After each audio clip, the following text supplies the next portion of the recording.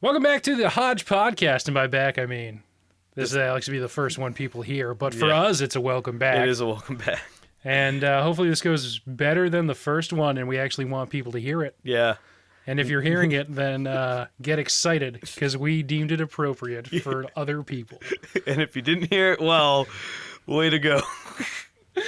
Solid job. My name's Ben, here with Sam, and this is the Hodgepodcast.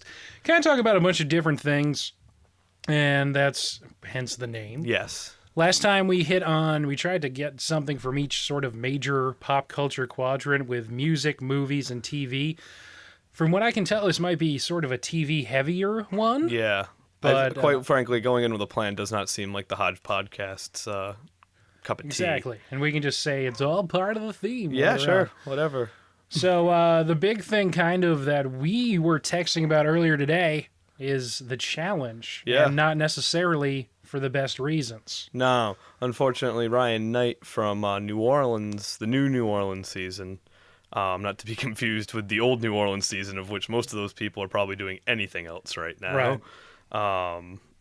I liked Jamie from that season. But anyway, getting already off topic. Ryan Knight unfortunately passed away. Ryan Knight was known as the drunken buffoon kind of the season. It was kind of a rough season overall. I would say that Ryan Knight he went by Knight because there was another Ryan on there, and he had a much better last name than that guy, so he went just by Knight. But Knight was probably my favorite part of that whole season. I like a good villain. He was not even the biggest villain on that show, but he was the most likable. Yeah, he was the most likable villain, I would say. But he unfortunately did pass away. I believe he was 29. We're not sure yet. I think the story was that his friends found him dead in the morning after a party of some kind. When this is coming shortly after DM Brown died of ovarian cancer, I believe, which was only a couple weeks ago, I would say. Yeah, and that was something that had been sort of intertwined into all her appearances. Yes. Kind of, especially in her Real World season. And it's just awful. No, it's terrible. And as somebody, both of us both enjoy that show. It's kind of a guilty pleasure show for me. I don't know how guilty of a pleasure it is for you. It might just be innocent pleasure. Yeah. But it's just, I mean, obviously no one ever wants to hear anybody passed away, especially at a young age, or anything like that. But it's just, for a show that's really kind of, I wouldn't say it's picking up steam, but it's kind of found its place. It's got a nice audience. It's a faithful audience. A lot of people, I think they kind of gain people as they lose people, as people kind of quote unquote age out of it. And I should have aged out of it like 10 years ago, but I still watch it now. But it's a big deal, and things like this just don't really happen, and it's unprecedented. And it's also unprecedented because both of them were on the new season. Right, and that's really the sort of the most, I don't know if shocking is the right word, but kind of like, the most part of it. What's happening with that season? It's MTV. They're still going to show it. They're going to show it, and in my opinion, that's unfortunate. Yeah, it's just going to be weird. Yeah, I think, and I really do think this is going to, I wouldn't say this is going to sound great, but if we're going to look at it from a heartless network perspective, I would say that Knight's passing probably a huge wrench kind of thrown into it, because with DM it was cancer. It wasn't expected, obviously. I believe she collapsed on the set of the show, got airlifted out, and they found out that her cancer had come back and spread. So with everybody's knowledge while the show was still going on that you have that, it's pretty easy. And plus, DM's a pretty benevolent figure. She got in some fights and stuff, but she's generally well-liked. Yeah. So I can't imagine that she's going to be doing anything scummy. So, like, to just kind of give her a really good edit and make it all about, like, her memory, you know what I mean? Something like that. You could heavily edit the episode or the time when she passes out. I would say don't even bother to show it. Maybe just have, like, TJ Lavin or somebody come on pre-show and just explain what happened. And then have cast reactions. Maybe not even do an episode for that part. I don't actually know how they handled it in the show. She didn't pass away until after the show was done filming, I believe. I believe the show is now done filming. So I wouldn't imagine that would be like something like that. But they could just do a tribute show that week or something like that, and that could have worked. They're gonna have to, but Yeah. but for Knight is really that's gonna be the issue because he was sort of, and I mean this with all due respect because you would assume for him, a lot of the people they're doing personas because they're Yes. on. It's the challenge. They're just doing characters, and he was probably towards the top of the range of people that are just doing personas. Yes. So I don't necessarily think this is inappropriate to say, but he's kind of like in sports you want like chemistry guys in the clubhouse. Yeah. In reality TV you want whatever the opposite is. Yeah. He's just like Antagonists. Yeah, he's the anti-chemistry Pessimist. guy. You want pests. You want basically Yeah. if the challenge crew was a hockey team, he would be the Brad Marchand of that team. He would be the Matthew Barnaby. He is a pure just antagonizer, and that's kind of what people wanted to see from him. He didn't go on those shows because he was relatively good at stuff. He wasn't a bad athlete, but he wasn't a good athlete. And that's actually one thing I would be curious about. His main problem was all his main antagonists and allies are bad athletes. Yes. So he always gets paired with somebody who's not good. His partner, or not his partner, but like his kind of buddy in the last show that he was on was CT for a large part of it, who's obviously a very good athlete. That's true. His CT, we believe that this season was supposed to be, it's rumored to be a new Battle of the X's season, which would mean that CT would have been paired with DM. I'm pretty confident to say that they would have probably gone pretty far unless something weird happened at the beginning. Not to mention, it seemed pretty late in filming when she collapsed on set. So I think I don't know if this is even so much of a concern, but Knight and Jemmy would have been Knight's girlfriend from that season. They might have got bounced early. Jemmy got bounced the very first week of the last season free agents. Yeah, And neither of them are super great, but since they sort of have built a kind of cachet, yeah, you see them stick around longer. They're not all the time, obviously. yeah, But they often stick around longer than they should, just because they have sort of a place at the table. yeah. I believe in it was Rivals 2 or Rivals 1, I forget which one, but he was partnered with Preston, and Knight was partnered with Preston. They basically just left him there because they knew that eventually the better teams knew that they were going to have to get into an elimination, and they wanted them around for when that happened, basically. Right. Which happens to them Yeah. kind of a lot. So And people just seem to like Jemmy a lot. yeah, Also. and I think the weird thing is that I feel like it would be hard for MTV because the best parts about Knight aren't gonna come across good as somebody who's being like as like as a personal, like from a personal perspective. So like what I want from this new season, like if I was in a perfect world and there was like, okay, well this season's going to be shown regardless. I personally think it shouldn't be shown, but like we said before, we know MTV is going to show it, and it's probably going to be their biggest ratings for a while, considering it's big in the news, or it's semi big in the news now. It was on CNN, so at least it's getting press coverage. But I think what I would want is just show Knight going out there being the scumbag that he always played on those shows, and show him like yelling at somebody, or show him making fun of Jemmy in like on the interviews.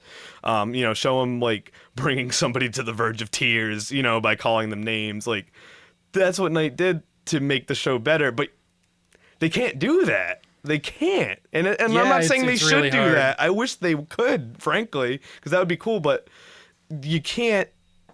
Like you don't want to basically make it look like, oh, we're giving Knight a bad edit because screw him, he's dead. Like that would be the worst thing. Yeah, he obviously is probably still a good person. He just, like you said, played a persona on TV.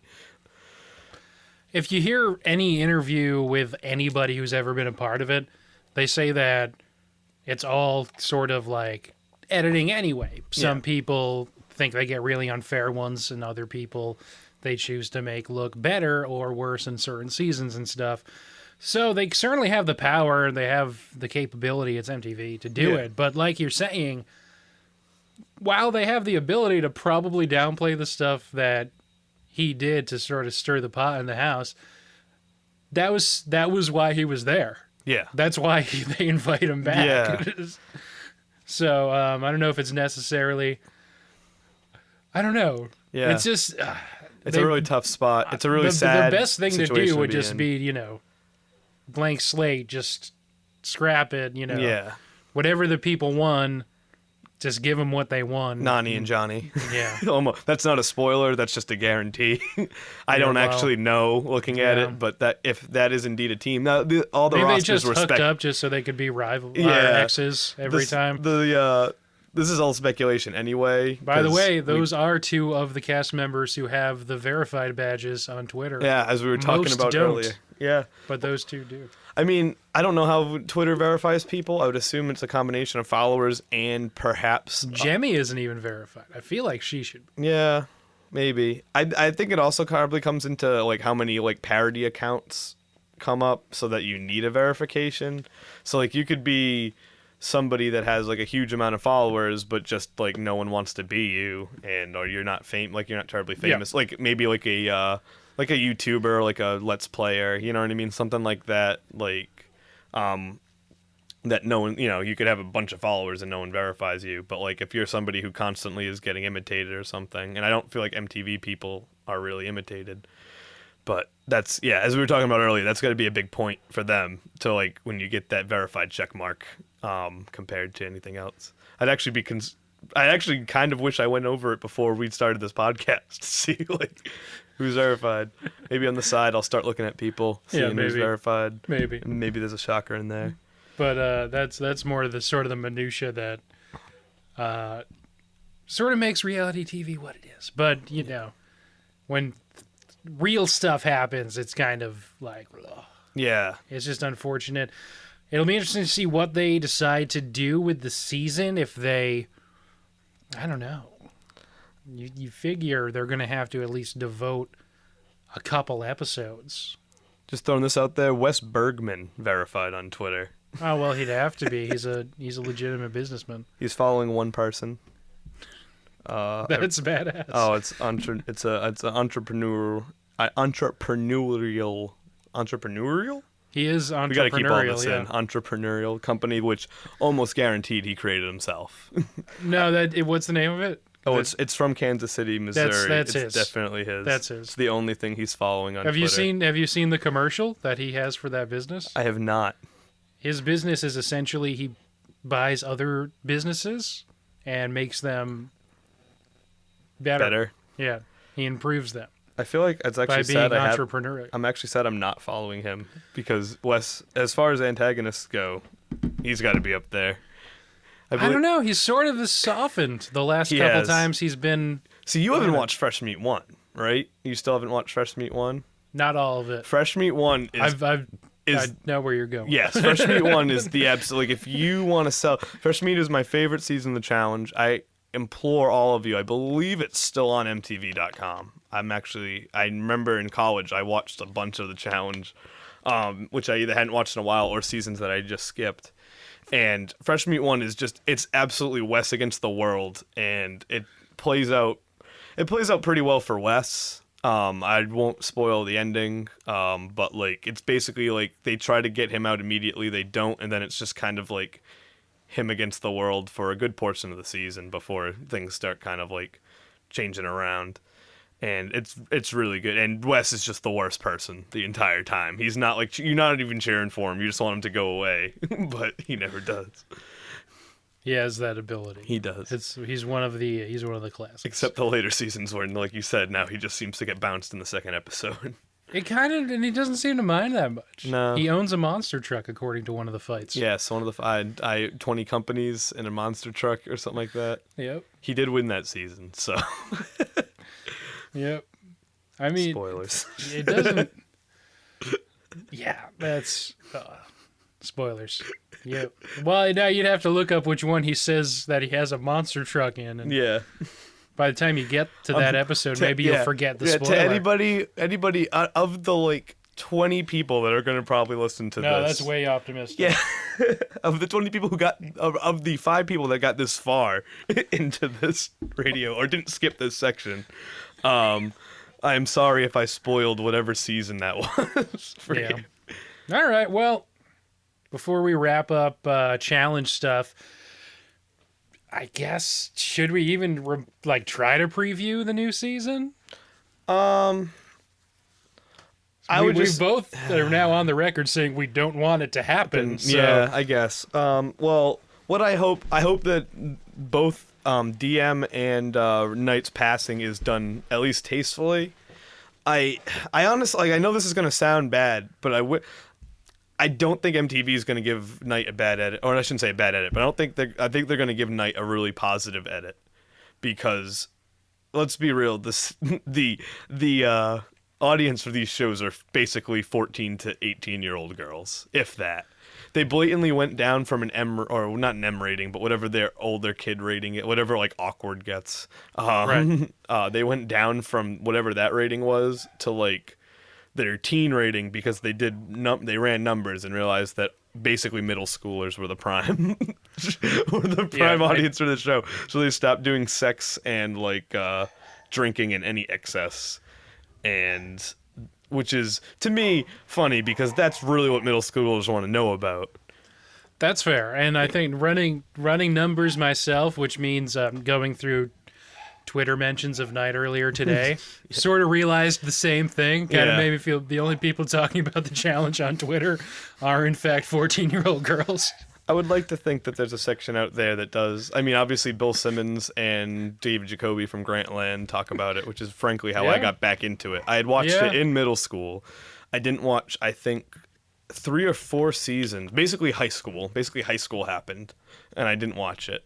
And then my freshman year of college, I listened to a BS report where they put the challenge on there. Yeah. Apologies, the dogs seem to be killing each other upstairs. That's fine. I mean, that's an entire floor and a couple doors away. But there are 3 dogs. That's true. That's true. And 2 of them are actually cute. It's up to them to figure out who the third one is now. They'll listen. There'll be 2, or well, there'll be 3 of the 5 listeners, and we'll be the other 2. Well, so your money's on Johnny and Nani? My money would be on Johnny and Nani. We didn't actually break it down. Sounds like us. Honestly, if it's exes, there might not be a reason to break it down. No. That's just...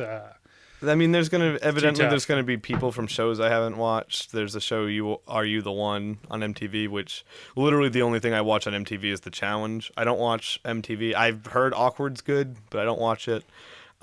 So basically my only knowledge of when MTV happens is when somebody on Twitter tells me that the new challenge season is starting in like a week, and then I usually set your DVR. DVR. Yeah, I don't watch live. I skip commercials. That's probably fair.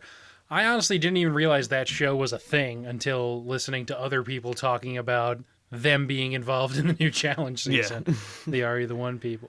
But hey, you know what? More people to the family. They're just all of their programming, sort of all the real world stuff and etc. It just seems to just be geared towards the real world. Is kind of, it's fine, but they're really just looking for a new draft class for the challenge. I mean, which is fine. It's fine with me. Could they get 2 people out of the Jersey Shore into the show? That's what I want to know. Can you get now 2 people? No, they'd be out of their league. They'd be out of their element. I thought you meant like their asking fee would be too high. Oh, you know what? Well, today maybe not. A couple of years ago. Well, that's the thing. You couldn't when Jersey Shore was in, Jersey Shore and The Challenge were made by the same production company. Who makes everything? Don't know. Basically, every MTV reality show is Boone and Murray. Yeah. And I don't know.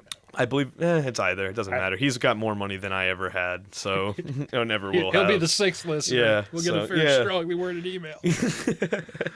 But the Jersey Shore. There was always talk about the Jersey Shore and the Challenge having a crossover. And by talk, I mean just people wanting that to happen, not necessarily it happening. As somebody who watched I watched season like 1 and 3 of Jersey Shore. I kind of skipped over the entire Miami season. That was kind of like a blur.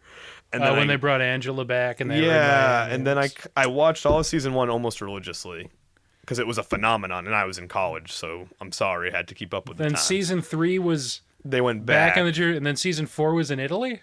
I think so. I vaguely remember Florence, the Italy, right? yeah, and I did not watch season 5 at all.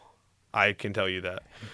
I mean, by the end of that season, They everyone put a lot of resources into that show. yeah. I mean, by the end, I mean, that's what everyone forgets. The first season, no one really hooked up at all. Like, even with like townies or anything, or like randos. Like, it was like, Paulie and JWoww hooked up that one time, kinda. Yeah. And I think Situation had sex in a hot tub. Vinny hooked up with that weird cougar chick.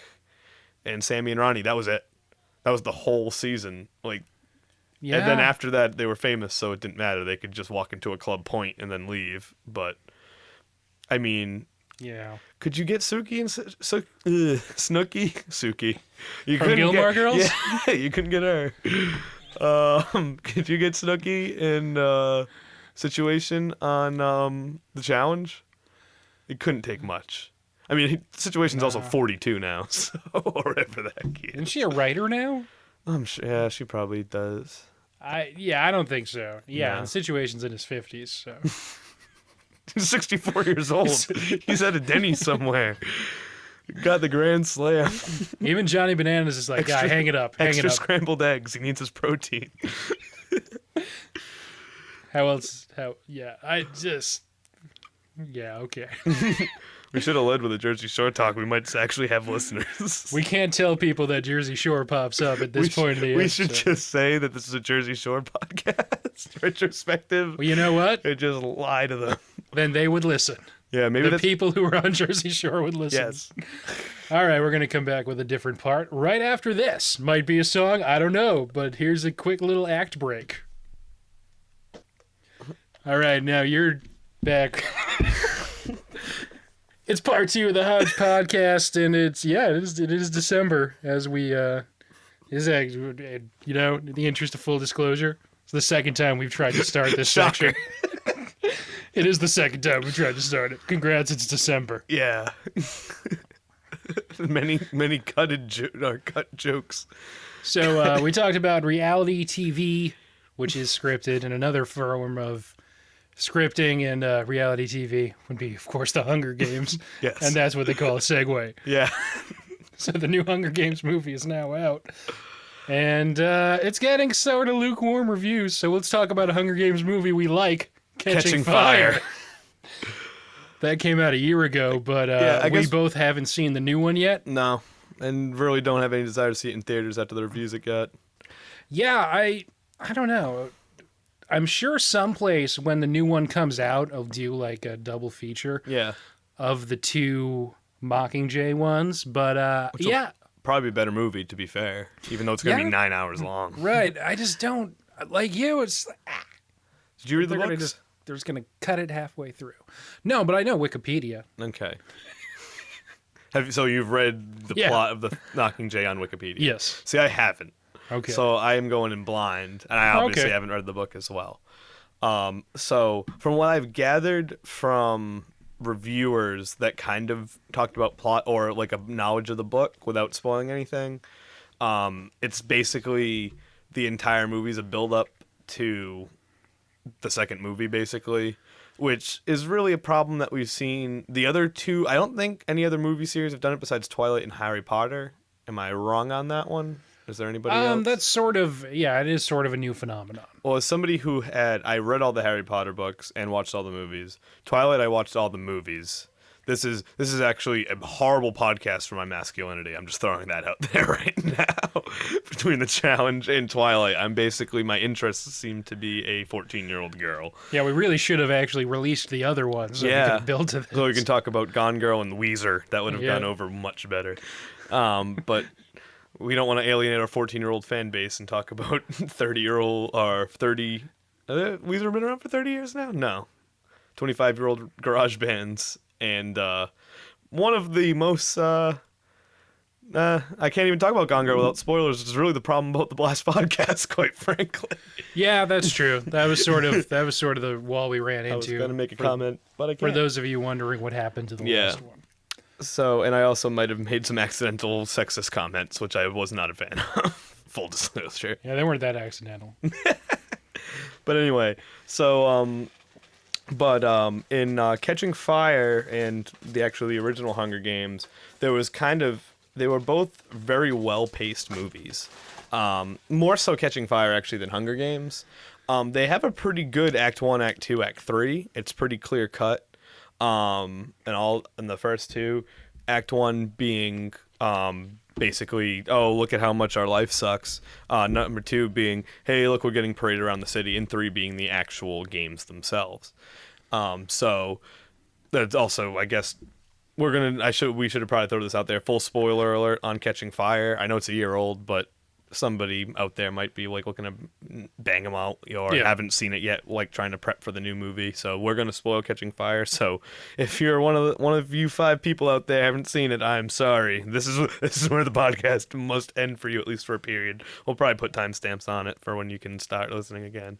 Mm-hmm. Catching Fire actually probably one of the best paced movies I've ever seen in my life. Like. That is an insanely watchable movie. Yes. It just moves at 2.5 hours or whatever it is. It spends the exact right amount of time with each character in each location that they go to. Yeah. Whether it's introducing a couple new characters, and honestly, seems weird to say, but Phil Hoffman may be the only part of it that doesn't completely work for me. Yeah. Because as a different podcast said, so full credit to them. I actually forget who it was, but it wasn't me.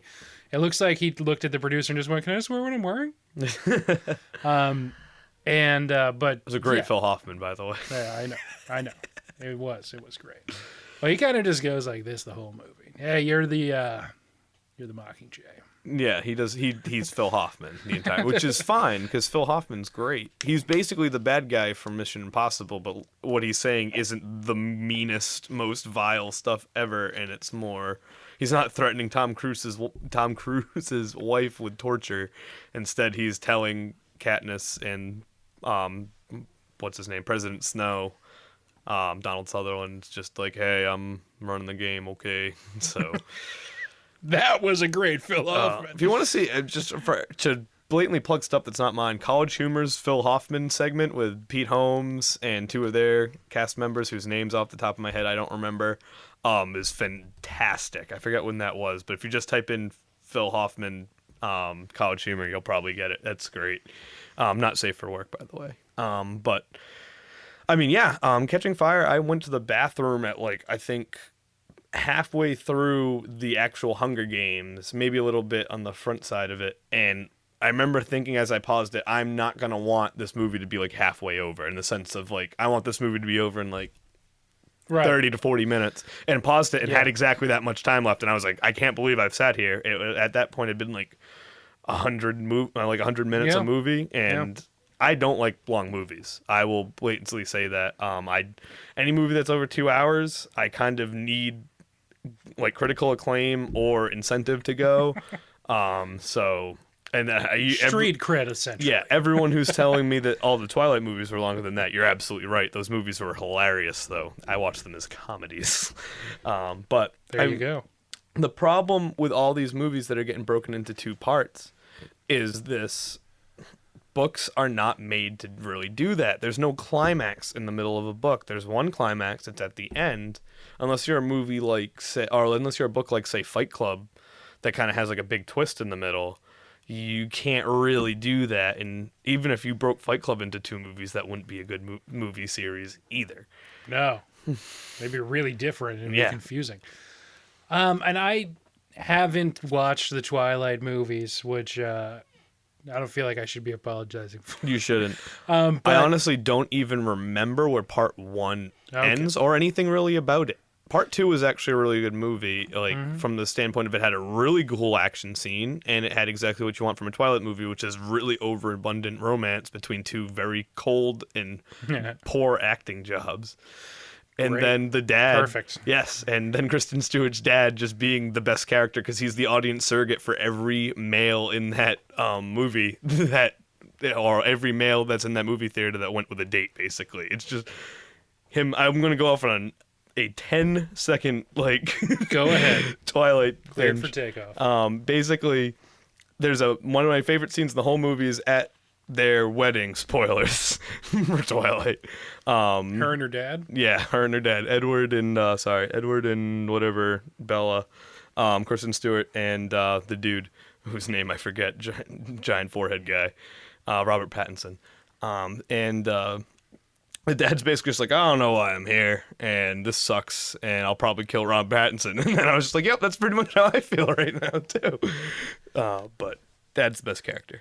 Just throwing that out there. Awesome.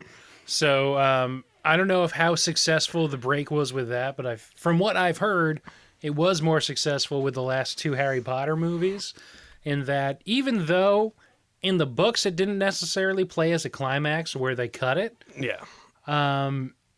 in the movies, they sort of, emphasize certain parts of it to kind of make it so after they escape from, like, the basement of that house and they have, like, the showdown with Draco and stuff. And Dobby dies. Spoilers, it came out like 4 years ago. Yeah, we gotta throw a lot of spoilers on this thing. It came out like 4 years ago. Yeah. Right? I mean, come on, Pete. Yeah. So I feel like the way that they did that kind of made sense. And I know coming out of that movie, I was sort of going, wow, there's what, like, not that much book left. No. What are they going to do? And then they chose to just, like, make the final battle at Hogwarts almost the entire 2/3 of the final movie. Yeah. And make it really epic, which it didn't necessarily feel that way in the book either, but it was not bad. No, it's what had to be done. I remember walking into part 1 and going, I was basically looking for a climax and was thinking it's got to be Dobby's house, even though that doesn't happen. I forget if that happens more toward it doesn't happen in the middle of the book. I forget. No. I think it happens more towards the end, right? Yeah. It's kind of like a. It's right, kind of like that's why I was like, well, how are they going to spend another 2.5 hours? The problem. I mean, the biggest complaint with the last Harry Potter book is that they spend like 300 pages in the woods. And the woods. The funny thing that they did with the woods was that there is a slog of time where it's just Harry and Hermione. And that time is mostly spent for various exposition, and mostly like a long designation to kind of prove to you that Hermione loves Ron, and she just thinks of Harry as a friend, and whatever feelings Harry has for Hermione, which aren't really there, but like it's just kind of like to establish this definitely isn't a thing. She loves Ron, but she also hates Ron because Ron ran off, and that's obviously Ron's biggest insecurity is that Harry and Hermione like each other. Yeah. So I think the movies did a fantastic job with that by just making them dance randomly for 10 seconds. So here's actually my biggest problem with the entire Harry Potter cinematic universe. And let me push my glasses up as I say that, further up the bridge of my nose. They danced to a Nick Cave song that came out in 2006. 2006 or 7. Yeah. But it's set in the 90s. Oh, no. Come on. What? They're just going to magic some future songs onto the radio? Magic can't do that. Really? I didn't know where you were going with this. Bothers me. It just bothers me. Can I just say, it's a great song. Yeah, but it doesn't mean it can time travel. Individual pieces of music can't do that.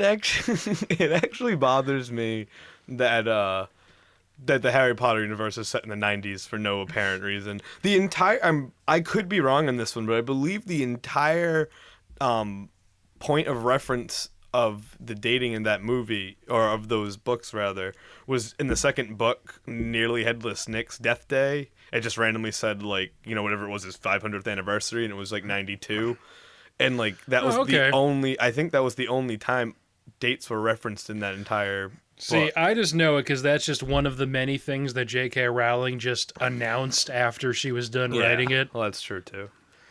Which, as somebody, I would not in any world call me an inspiring author, but as somebody who dabbles in writing, and it would be like an absolute joy for me to be able to create an entire universe, like a Hunger Games, like a Harry Potter, like something like that. I think that if I had personal feelings about the characters after the books were over, or like, you know what I mean, stuff that maybe stuff that hit the cutting room floor, I'd say like, oh well, I had a scene where like, or I had like a part of the book where like Neville, got together with Luna, or something, like whatever. But instead, like, she goes to these QAs, someone asks them who Neville married, and she's like, oh, he married Hannah Abbott, or whatever, like, somebody that... Luna's with some guy you don't know. Yeah, or somebody got mentioned, like, 5 times in passing. And the other... I mean, her entire universe is so perfect with a bow on it that it bothers me anyway, just because she just kills people and says, oh, look, it's imperfect because I kill people. Like, that's not how it works. Like, literally everything is perfect except for the people that die. Like, everyone's got their dream job. Everyone's with their dream person. Really, the only person that's probably in a worse place is George Hedwig. Weasley. Oh, okay. Yes. Hedwig is probably not in the best place. But we should that's one that felt unnecessary. Yeah.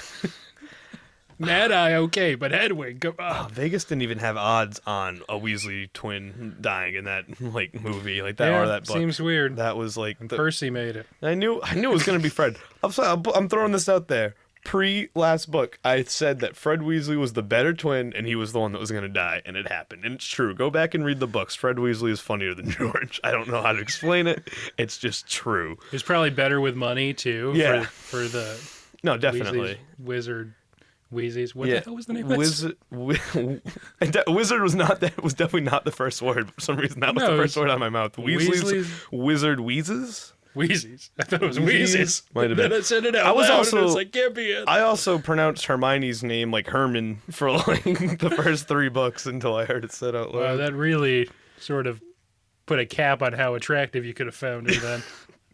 You thought her name was Herman. I mean, they straightened her hair after like book 2, and she was my like almost exact age. So after that point, not that I don't like curly hair. I love curly hair. Just Emma Right, she's my age. Yeah, Emma Watson looks better with curly hair, straight hair. I don't know what to tell you. Or at least not the kind of curly hair that they forced her to have in That's the true. Chris Columbus That's probably movies. what it was. Well, I mean, that's what she looked like in the book.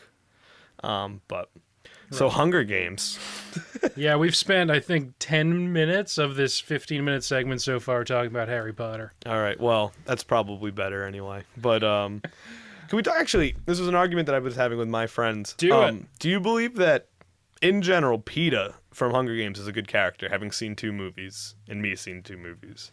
I don't know what happens in Mockingjay. Do I think he's a good character? Yes. See, my argument, I'll kind of lead you in so you can at least have a counterpoint. My problem with Peeta that I had, and like a couple of my friends were saying that they disagreed with me. I just think that Peeta's like skill is it's. I don't want to say it's a reverse damsel in distress because it's not, but it's kind of just like he's there to.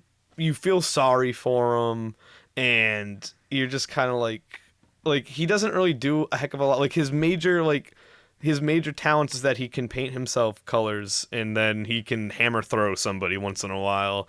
And then other than that, his main power is be sad. And I'm not saying that he needs to be a great character, because obviously not every character has to be like this 3-dimensional like masterpiece character. But like I think it's mostly like when I see him, he just kind of like sits there or like messes it up, and it bothers me. Probably to some extent, and I'd say I'm sort of with what you're getting at it, like a reverse damsel in distress. Kind of the complaint that generations of people have had about female characters is a lack of agency, and he sort of reflects that kind of thing. I guess the one counterpoint would be, Katniss probably doesn't survive the first one if he isn't there to sort of politic better than she can. Which, let's be real, I mean, I did for anyone who reads my blog, which you shouldn't, I did an entire blog post on basically the complete ineptitude of that group trying to kill Katniss in the tree. The cool kids? Yeah. I mean, we can break down the cool kids. I'll do it real quick, basically just a reenactment of my blog post, which is probably the worst thing I've ever said in my entire life. It's a pretty good blog post. I read it. Yeah, but so basically, you got a girl in the tree. You've got Peeta on your team where they've already established that they're going to kill him the minute they've done with Katniss. They literally, I believe, say, we'll kill him after we find her. Well, they found her. She's in a tree. All you got to do, dude's got a claymore. You cut down the tree. You get a bunch of arrows. They fired 2 arrows, came close to her, then stopped, then tried to climb the tree, stopped again. Peeta says, let's go to sleep all at once without anybody standing guard in this game where everyone's trying to murder everybody. And it wasn't like they were the last people left. Yeah, there was tons of people could have just come by and killed. And just murdered everybody. Yeah. You don't know what they... And I didn't actually think of that. Not to mention, everyone's sleeping when you shouldn't really trust anybody next to you either. Like, Peeta shouldn't have gotten any sleep that night. There's 4 people that could easily murder him. And instead... Why didn't he leave? Yeah, I don't know. And then the bees come and everything's fine. But, like, it's just kind of like... like PETA being with them, obviously, if they capture him and goes, "Oh, I can find Katniss," that's that's your only move at that point besides death, because you're not going to beat 4 people to death, Right. especially that are all more trained to combat than you are. Right. No. Well, he can paint really well. He can hammer throw something fierce, Yeah. which literally comes into play once, but of course it's the most crucial point of the movie, because go. that's how plot works. But yeah, I just think I've heard in the books that the bigger problem is that Katniss, again, haven't seen Mockingjay or read it, but Katniss is basically choosing between Gale and PETA, which in the books, I could be wrong again, I haven't read the books, but from what I've heard from third-party sources is that neither one of them are terribly, like, distinctive or anything like that, so they kind of come across together just samey. And like and most readers don't really care who Katniss goes for because it's just kind of like she's better than both of them. So what does it matter? And well, in the movie, it doesn't help that like one's a Hemsworth, exactly, and one's 4 feet tall. That was literally my point. Hey, there's nothing wrong with short guys. No, he's literally he is. I'm probably taller than him. So. He lives in a shire, and you know it. He got really upset Martin Freeman stole his Hobbit movie.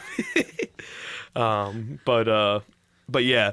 But like that's the problem is when you're looking at it, I mean, obviously there's absolutely up to this point no real tension of this relationship. Katniss is pretty much fully for Gale, other than like her problems with Gale. It's not Gale versus PETA.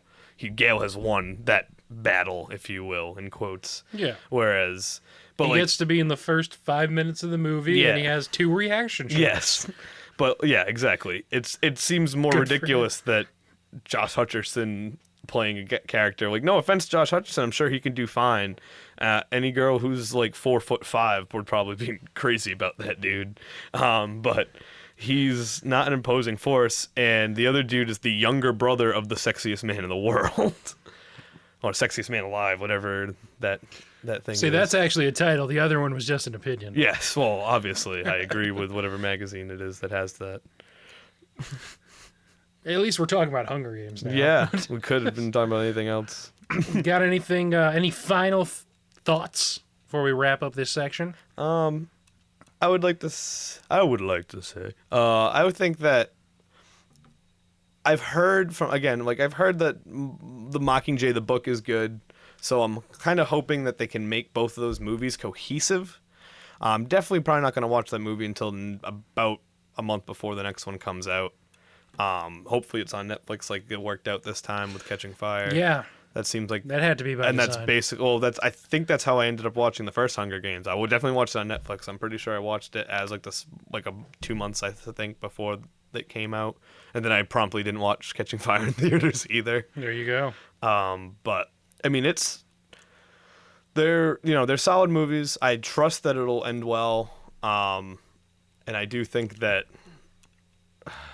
I have trust in the cast. I don't know what they're going to do with the Philip Seymour Hoffman thing. I hope it works out well, but... From what I've heard, they had done most of his scenes already. Yeah, they had one scene where they had to CGI it or something, which will unfortunately probably be painfully obvious, but what else are you going to do? Well, we're, 10 years on from when they had to CGI Tony's mother on The Sopranos, and it was really weird. Yeah. So it can't be that weird. And plus that was an HBO, which I know HBO probably has a similar budget to... Well, okay.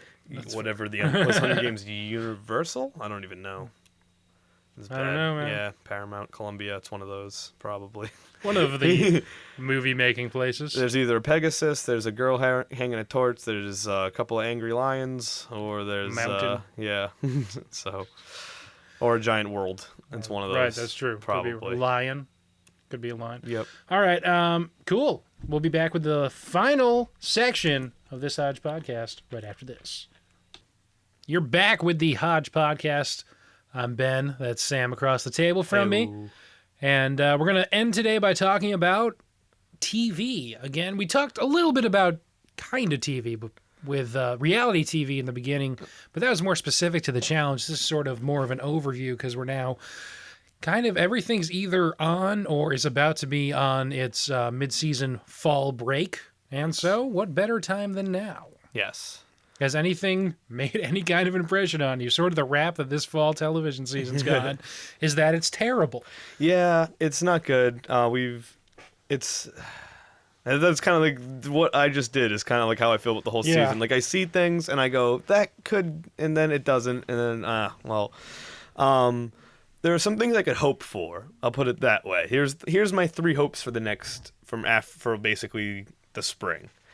One, I hope that there's some way that John Mulaney gets a TV show that works. And I don't think he is blameless in the way that Mulaney's going right now, but I think that it's absolutely I just think that he is a comedian that is made for sitcoms. I don't even necessarily know if he needs to be the star of it, but he could just be the head writer of one, and I feel like it would work. But he's got to find his footing. He's sort of too much of the straight man on the show. I don't think you can call a show someone's name and then have Martin Short also be on the show, unless the name is Martin Short. Yeah. Because I don't think anyone who didn't know what the title of the show was would know who Mulaney is at the end of an episode. Yeah. Necessarily. And to be honest, I only made it maybe 3 or 4 episodes into Mulaney before I just couldn't. Yeah. So hey, maybe it's awesome now. I think I think I would have heard about it if it was awesome now. And that's the thing. Like, I actually saw John Mulaney a few days ago. He's really good at comedy. Yeah. It's not like he's gotten worse. So there's got to be something out there. I know everybody loves Louie now. Lucky Louie isn't good. Yeah. You can go back and watch it, and I know everybody wants to be cool and say, yeah, Louis C.K. is awesome. Even with the most rose-colored glasses, it's just not a good show. Yeah. It just doesn't work because he's really, really uncomfortable there. You can see his comedic ideas are really good, and the way that he's trying to subvert a sitcom in Lucky Louie, it's there already. The ingredients are there. He just isn't in a place where he can put it together yet. So then he was off TV for a little bit. Now he has, maybe the best dramedy type show thing ever in some people's mind. That'll be a discussion for a different time. Yeah. And we're not talking about that show right now. But hopefully, if it sounds like we're saying hopefully the next show is better because we think this one's not going to make it, yeah. the order did already get cut. I don't think it's been officially canceled. It hasn't been officially canceled, but the by order what I did can get find. cut. So Yeah. It seems like Fox. Is it Fox that has Mulaney? Or is it? Yeah. Yeah. It feels like they just want it to succeed so badly. I think that there's higher ups that trust in John Mulaney and, can basically see it passing. yeah. But it just doesn't. I don't know, like. Is it? I feel like you feel like he probably should have stayed. It's not his fault that NBC didn't take the show. Yeah, I was about because to it say was that. their show. I was literally about to say, are we sure it's on NBC? I honestly forget. The few episodes I've seen have literally been like watching with my dad. I haven't actually gone and seen it out. And from getting bad reviews, I honestly haven't given it a shot. So I'm obviously part of the problem. But if people started turning around going, oh, you know what, Mulaney's getting a lot better, I'd start watching it in a heartbeat. I feel like it's just becoming fairly obvious to me, and it's almost scary that, like, if you're under the Lorne Michaels blanket and you get away from the Lorne Michaels blanket, your career does not go well. And I don't think that's even Lorne being a jerk. I think it's just he's just very organized and knows how to put people in the right position. Yeah, and it's neither of those two gentlemen's fault that NBC, paid for the show and then let Fox take it. Yeah. But you got it. The list of people who went away from Lorne after being under that Lorne umbrella. Yeah. Not. Let's just say Conan's on TBS now. Yeah, and I mean, you can obviously find success without Lorne. Andy Samberg's on one of the hottest shows right now, but the bigger difference is that a lot of times that's not a show that like that person's trying to create. Like Mulaney was basically the driving force behind this show, and he might have needed a little more guidance, which is unfortunate but true. He also just might be too young. I mean, he's not terribly old, but as far as comedians go, he's quite young. Patton Oswalt once said on, I believe, Bill Simmons' podcast, that to have your own sitcom, I know we're giving a lot of credit to the Bill Simmons podcast. Well, no, when we talk about a different show, I am going to reference Patton Oswalt. That's why.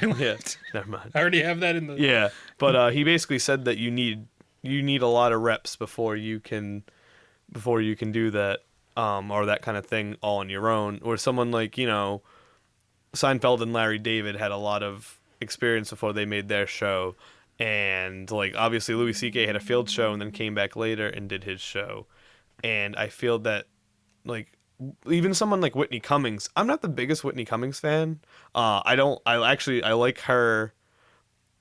Her comedy's not for me. And I don't mean it in, like, the sense of, like, that's not for me. Like, literally, like, her target audience does not seem to be, like, young males. Like, it's just not. But I actually really do. I like what she does. She's really good in roasts. There's a lot of stand-up, like, quips that she makes, and she's extremely clever. Her show was garbage. I watched one episode of it and could not watch it anymore. And I feel like she's, like, one of those people, like, her career probably could end up great if she just follows, like, if she ends up like Chelsea Handler, like, she just gets on her own talk show and just rips into people. Like, I think she'd be great at that. But, like, that's kind of the thing that I see with Mulaney. He just needs to find his lane and stay in it. And evidently this show is in his lane. More and more, I think you're seeing with the younger comedians, the ones who kind of do their own thing, end up being, at least maybe, I'm sure it's a lot more appealing to get a network sitcom named after you than have a lock on the 2 a.m. slot on Adult Swim. Yeah. Or on Comedy Central. But if you look at, like, I don't know, Inside Amy Schumer, that people really like that show. Yeah. Or whatever was going, the Jeselnik Offensive. Yeah, it started which I actually liked. Yeah, that was getting really good.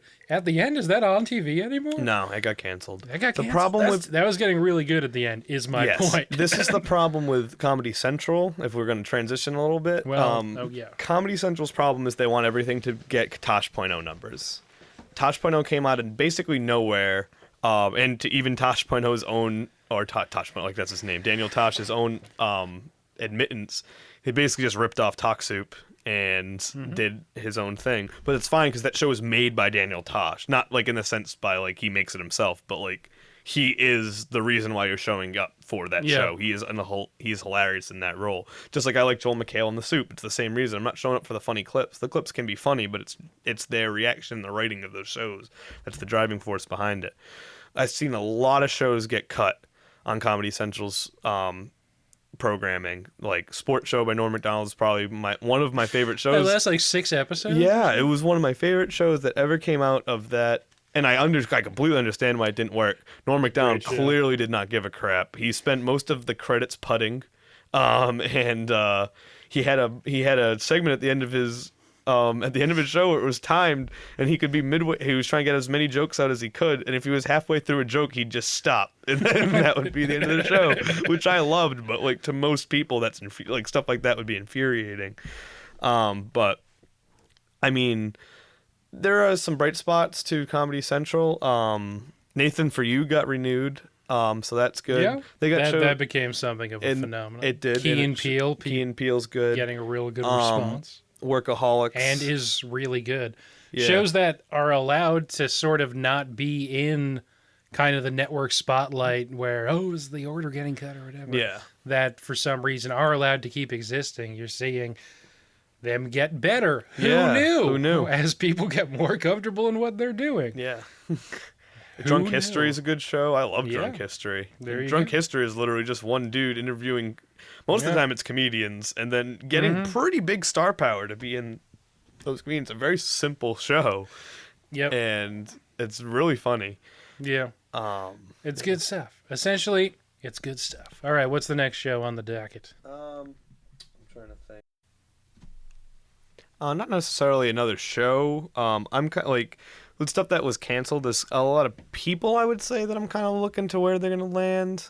Sure. The big one for me is probably Selfie because I have a big interest in the two people.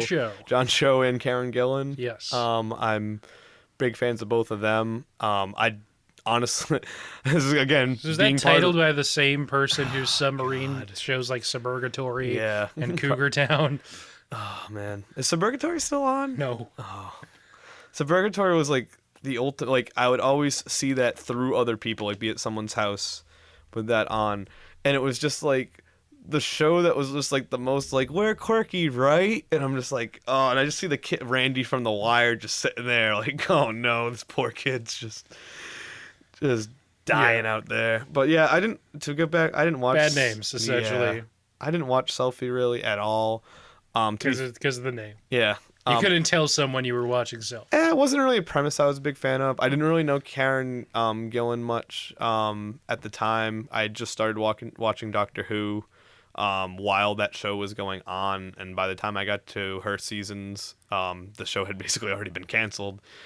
So I had seen Guardians of the Galaxy for what that's worth, but that's not really a huge movie for her. I mean, it's a big movie for her, but not like she's not a big part of that movie.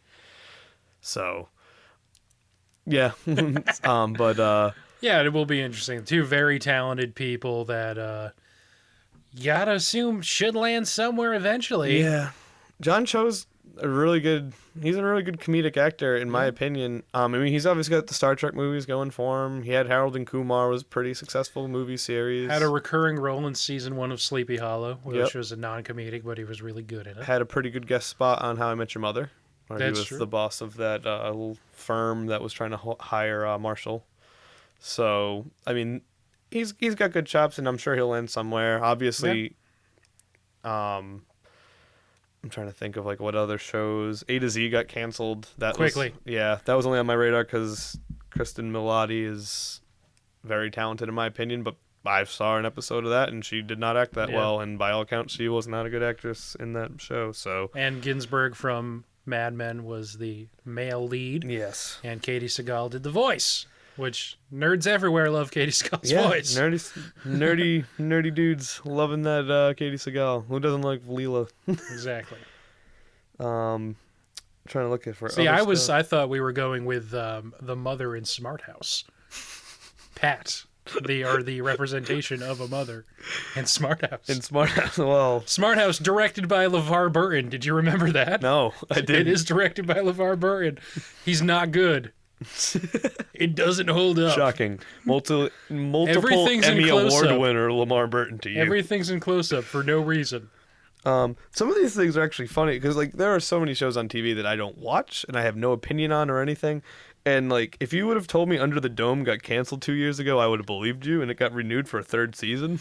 People love Under the Dome. I'm sure they do. I haven't watched a second of it. It's just more like I just find it funny and just scrolling through stuff. Good for Hank Schrader. Yeah. Let's see. Great radio right now. Well, okay. I'll talk about the show where I was going to reference Patton Oswalt. Okay, there you go. In Lollipops and Werewolves, or Werewolves and Lollipops. It's Werewolves and Lollipops, which is from a while ago. One of Patton Oswalt's earlier comedy albums. He has a bit where he's talking about Star Wars Episode 1.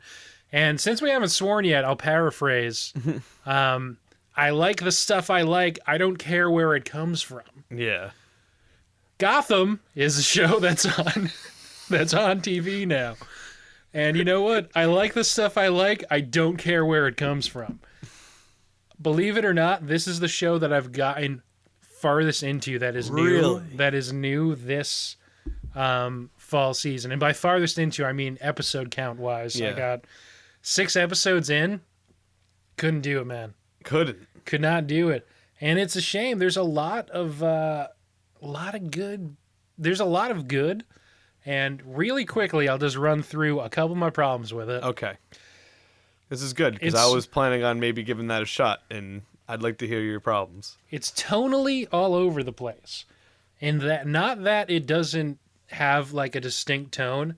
It has a very distinct tone. The only problem is it has 7 of them.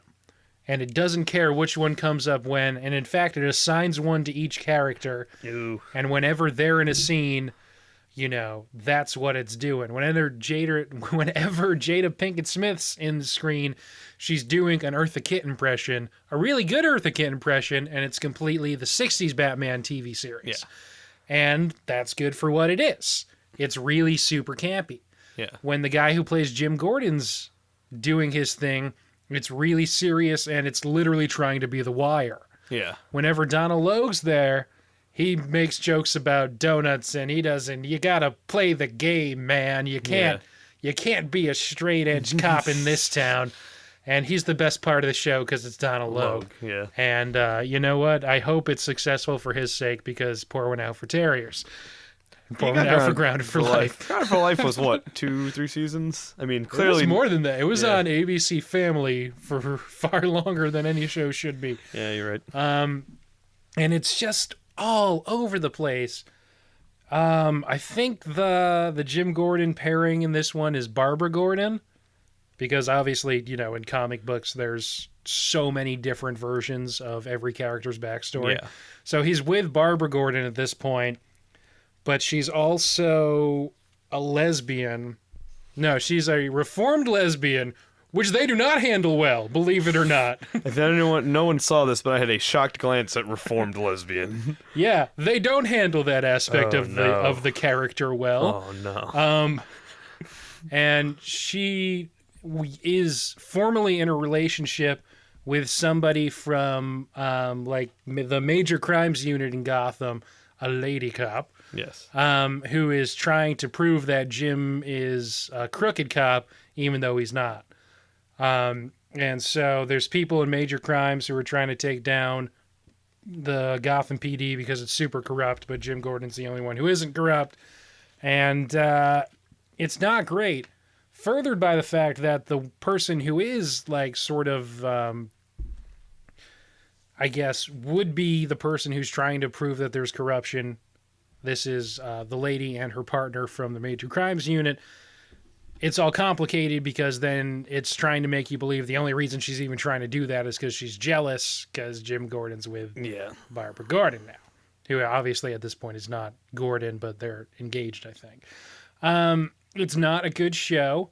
The guy who played whatever his name was from Accepted, the first guy who shows up and says his name's ADD. Oh, I'll look it up. I actually keep going. It's something Darwin Dunlap and Accepted. And unfortunately for him, that is, I think, the most relevant cultural touchstone because he's fantastic. He plays the Penguin, and he's actually really good, but he's also sort of doing kind of a really campy version of it, which is that's not a bad way to do the Penguin. But with like some actual danger, and he's really good. I would be far more interested in a show about him. Also, Bruce Wayne is involved because it's a show called Gotham, except Bruce Wayne is a 7-year-old. Yeah, and that doesn't make the best lead. He's only in every episode for about 2 to 4 minutes, and he does something to prove that he's angsty because his parents are all dead and whatnot. And then Alfred comes in and goes, "Hey, stop doing that." And then he goes, "I'm sorry I yelled at you. I know your parents are dead." And then that's it. That was paraphrasing, but that's essentially it. Like every episode, Bruce is like burning his hand on candles just to see if he can feel anymore. So I don't know. This version of Bruce Wayne is apparently Johnny Cash right before he died. But it's not a good show. Yeah. Wouldn't recommend it. I hope it, but it's got a lot of elements.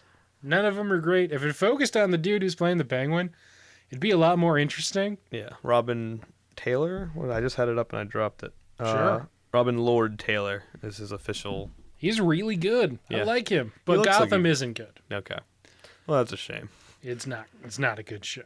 Any other shows you've had on your radar? Because we're getting right up to the end, but there's no one that needs to use the studio. So. Yeah, no. The only thing that really comes to my mind, I'm more of a Netflix guy than a network guy or like a live TV guy. Like I haven't seen the new season of Doctor Who or anything like that. I would say coming up, I'm really excited for Parks and Rec. Coming up on its final season, so yeah, hopefully that is good. If we're gonna look forward to things, if you will. Mm-hmm. I'm not gonna lie. I know we in our Lost podcast we talked about this, about how like it's a little too early to recreate like the How I Met Your Mother show, like the culturally significant well, not even culturally significant, but culturally aware, shall I say, show of like a group of friends in their 20s doing stuff. Like basically Friends took it, then How I Met Your Mother was basically the best Friends clone since Friends, I would say. Mm-hmm. They just made them all like 7 years older at the beginning. And they can easily probably make another one of those. Obviously, they tried with that James Vanderbeek show and stuff. But this is news to me. What he was on a new show this season? you didn't know? I think it was it last season? That Vanderbeek show? I don't know. You're gonna make me look this up on the fly while I continue to vamp. He was great in Don't Trust the Bee in Apartment 23. Another show very, very done poorly by its name. I agree. Love Kristen Ritter. Can we talk about? I actually watched what was it? She's Out of My League was on TV just randomly the other day. Jay Barr's show. Yeah, that is a great movie. Just throwing that one out there. That movie was Don't give me that look. He's giving me looks. That's a great movie. It's a great movie. It's on the Pantheon. It's on the Pantheon, but that is a great rewatchable movie, mostly because of T.J. Miller. Okay, well, I'll give pretty much anything that. Yeah. Yeah.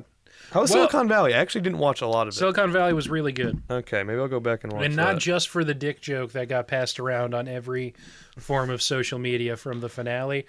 It was, I think, underrated, and then there was a backlash against it because people cared about that one joke in the finale. But it was really good. It gets the feel of what it's trying to do really well, which is sort of be kind of like it's Mike Judge, so it's kind of like Office Space, but in present day Silicon Valley world of tech startups. And it's got all the buzzwords and all the mumbo jumbo. And it's got a phenomenal really cast. From if we're talking comedy underworld, But you don't like Martin Starr, right? Is that? No, I'm fine. Where's the? Why are you throwing Look, I was allegations talking around about this with someone, and they Martin Starr. I was talking about Silicon Valley with somebody, and they were just so anti Martin Starr, which I can't be because Martin Starr's fine. Martin Starr is exactly what you need him to be whenever you need somebody to stand there and Party be Down, apathetic. I think, back on Netflix, by the way. I hope so. Literally, I will tell you, the three out of the three biggest shows, I want to watch. One of them's Community, because it's not on Netflix. Party Down and Burning Glove. Both. I'll give you my Hulu Plus login. You can watch Community. Oh, thank you. I'm pretty sure Party Down might be on Hulu, too, so you can I can kill two birds on that I think it's on Netflix, so you don't have to watch commercials. No, that's good. Party Down and Burning Love both prominently feature Martin Starr. Yeah. So more so Party Down than Burning Love, but I want to watch all three of those. But I mean, if we're going to do a Party Down's easy because there's less than 24 episodes. Yeah, Burning Love's easy because it's basically I think all their episodes 10 minutes because it's it was a web series. Oh, it's not 10. That's a little blown.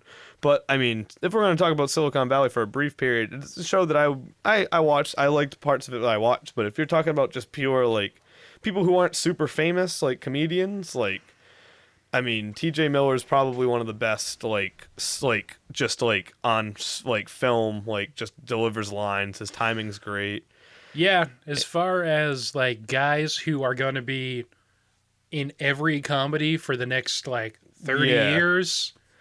Kumail Nanjiani must have taken the Asif Mandi, generically, Kumail Nanjiani, a great follow on Twitter, by the way. Yes, indeed. But he must have finally taken Asif Mandi's, we need a vaguely, Southern Asian looking gentleman in this comedic film. Yep. Let's give it to him. And he has all the hipster points for being about 8 different characters on Portlandia. Yes, exactly.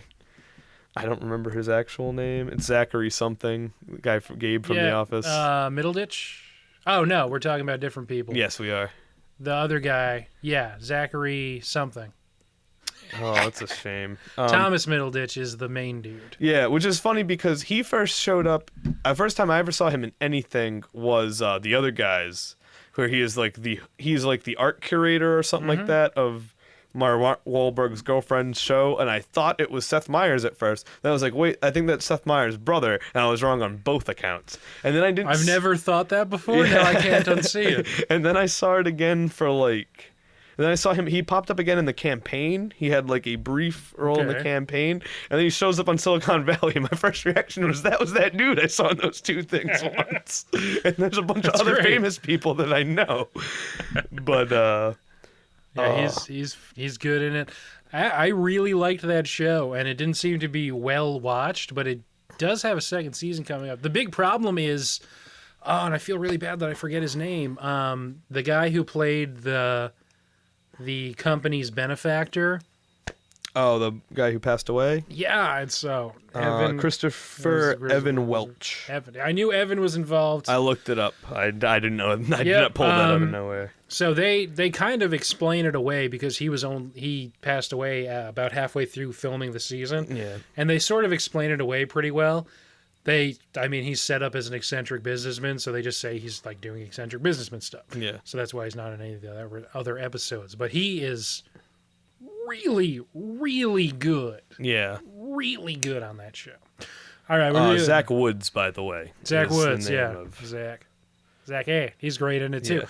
I'm biased because it seems like I am really on the high end of enjoying that TV program compared to what I've heard from other people. But I really liked it. I mean, that is on my short list. The plus to that show with and it's the same plus as a lot of HBO shows, is that HBO Go gets a lot of looks for various different programs. It's going to hurt a little bit now that Boardwalk Empire's gone, but you got people going on for Game of Thrones. You got people going on for John Oliver. That'll be back in the spring. Yep. You got people going on for Veep, hopefully. But, I mean, people see on there, and then they're like, especially with Game of Thrones, you get Game of Thrones, and Silicon Valley was airing right after it. So, like, or right before it, or whatever it was. Right after. So, it's getting exposure. And that's what a show like that needs. Now, obviously, the Game of Thrones audience and Silicon Valley obviously are not one-to-one. But there's a lot of people that are probably watching that show. They got nerds. Yeah. They've got the nerds. There's a lot of people that are probably watching that show that technically, like, quote-unquote, shouldn't be. Not a lot of hot chicks. Yeah. Though the chick from those cell phone commercials. Which one? AT&T? Yeah, is that the one that Grant Hill did one with? Okay, she plays Martin Starr's girlfriend in one episode. I do enjoy her. Actually, if you're gonna throw she out, wears a robe, so there you go. If you, I'm in. I'm all in. If you want to throw out female spokespersons of generic product or general products in the USA right now, and be aware. This is the last point we can make. Okay, so make it a good one. She's probably one. I'd say the Wendy's girl's probably two. And without thinking of this list off the top of my head, I don't have a third. But I've saw redhead though. She's like really redheaded. That's fine with me. Okay. Do you think actual Wendy feels bad that she hasn't been used in commercials in a while? I think actual Wendy's fine with whatever amount of crazy $1 billion she's got. She's also I'm assuming she's at least kind of up there in age. So, like, from a pure marketing's perspective, they're clearly shooting for like a younger, like 20-something crowd with these commercials. So, or like 20 to 30-something. Is the appeal mostly that she only hangs out with stupid guys, so you feel like you wouldn't feel threatened? Oh yeah. Even though all these guys look like they have better jobs than I do. They all work in offices.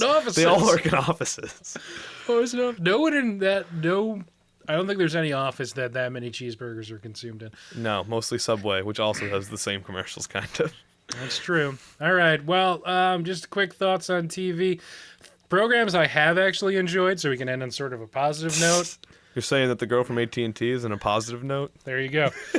Pretty much everything this fall that I've actually been able to get into is something that's in its second or more season. Nothing really new, but I've really liked the newest season of New Girl. Has been really good I've heard that since they rebooted at about the 2/3 point of last season, and it's paying dividends. Was it make it not about Zooey Deschanel anymore? Because that happened honestly about 10 episodes into the entire series. Oh, good, because I only got 4 episodes into it. Okay, I would say like the first, I think it's like a Thanksgiving episode or something. And like 10 episodes into season 1, it becomes an ensemble thing. Yeah. Sort of the same thing that happened to Community in season 1. That's a show that I will go back to, but I haven't been watching it. They've sort of rebooted. There was something, it's kind of a big spoiler, so I won't say it, but there was I won't even give it. Thank you. There was a major change, sort of a reset, and it's worked. Good. Season 2 of Sleepy Hollow has been good. It started probably the first half of this like half season, because that's now, I think as of 2 days from now, we'll be on mid-season break. The first maybe 4 or 5 episodes were really, really strong. It's sort of been pretty good since then, but Sleepy Hollow is super underrated. I literally know not one other person who watches it. Yeah, sorry, haven't been there. Really good. It's a major thing that's going for it is the same thing that sort of got Fringe going at the beginning. Okay. Which is they added John Noble as a major as a major player. And John Noble's awesome. Everybody knows that classic network killer Fringe.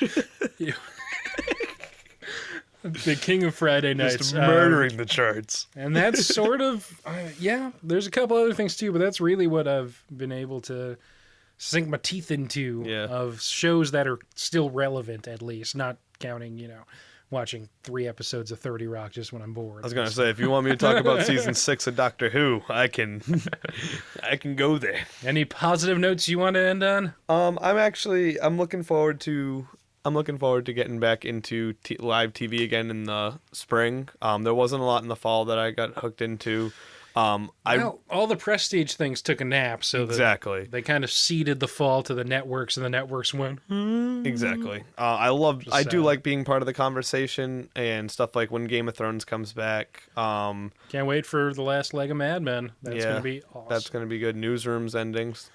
Newsroom's currently on, and we didn't talk about it. Yeah. Well, I haven't. I honestly watched it, didn't realize it was on until less than a week ago. And it was pointed out to me that, like, hey, Newsroom's back. I'm like, oh, it's coming back this weekend? They're like, no, 2 episodes have already aired. That's the problem. When you're not checking HBO Go every week for your Game of Thrones, you don't know what else is on. At the time we're taping this, there's literally an episode on right now. Yeah. But, poor Newsroom. And you know what? The 2 episodes of this season that I have watched so far, surprise, surprise, at least 5 minutes of each episode are dedicated to proving how much Twitter's at fault for everything. Yes. Thanks, Aaron Sorkin. Aaron Sorkin loves to hate everything. It's just let me enjoy your dialogue. Keep you. He needs to write other people's stories. He's really good at that. He's gotten to a point where he needs to adapt things more than he needs to write his own things. I mean, his only Oscar was Social Network, so that was an adapted screenplay. Exactly, because it's just like, oh man, there's parts of it really, they just go full Sorkin. I will say, I've never enjoyed Olivia Munn more. And this could be our 10th final point. That if you ever want to just sit back and enjoy full Sorkin, just watch nothing like watching A Few Good Men on TNT at like 4:00 on a Saturday and just hearing all the swears edited out. There's just nothing like.